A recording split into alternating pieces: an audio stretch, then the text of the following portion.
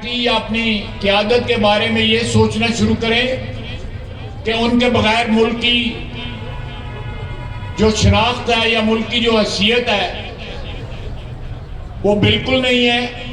ان کی وجہ سے ملک قائم ہے. یہ ملک جو ہے لاکھوں لوگوں نے قربانیاں دی تھی اور یہ ملک وجود میں آیا تھا. اس شہر میں، ہمارے شہر میں لاکھوں ایسے لوگ ہیں جو جموں اور کشمیر سے قربانیاں دے کے آگ اور خون کا دریا عبور کر کے اس شہر میں آئے تھے. اس شہر کے متعلق یہ کہنا کہ کیونکہ ایسے جلسہ ہو گیا نواز شریف کا کامیاب تے ہندوستان تے قبضہ کر لینا تے بہتر ہے سی. ایف پی ٹی آئی دی ذہنیت ہے. ایک ٹویٹ ہویا ہے، میں کوئی کالونی بنا کے میں اودا رسپانس کیتا ہے، میں اودا جواب دیتا ہے پچھلے کوئی 15-20 منٹاں یا آدھے گھنٹے دے وچ تو 1,500 دفعہ ہن تک جو ہے ری ٹویٹ ہو چکا ہے.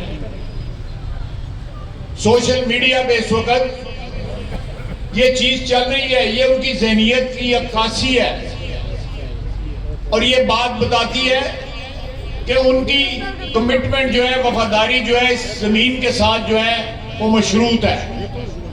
اور 9 مئی کا دن جو ہے وہ سب سے بڑی شہادت ہے، سب سے بڑی گواہی ہے کہ وطن سے محبت جو ہے، اقتدار ہے تو بے شمار محبت ہے، اور اقتدار نہیں ہے تو نفرت کا یہ عالم کے شہداء کی یادگاریں جو ہے مسمار کرو، ایئر فیلڈز پہ حملہ کرو، کور کمانڈر کے گھر حملہ کرو، جی ایچ کیو کے اوپر حملہ کرو.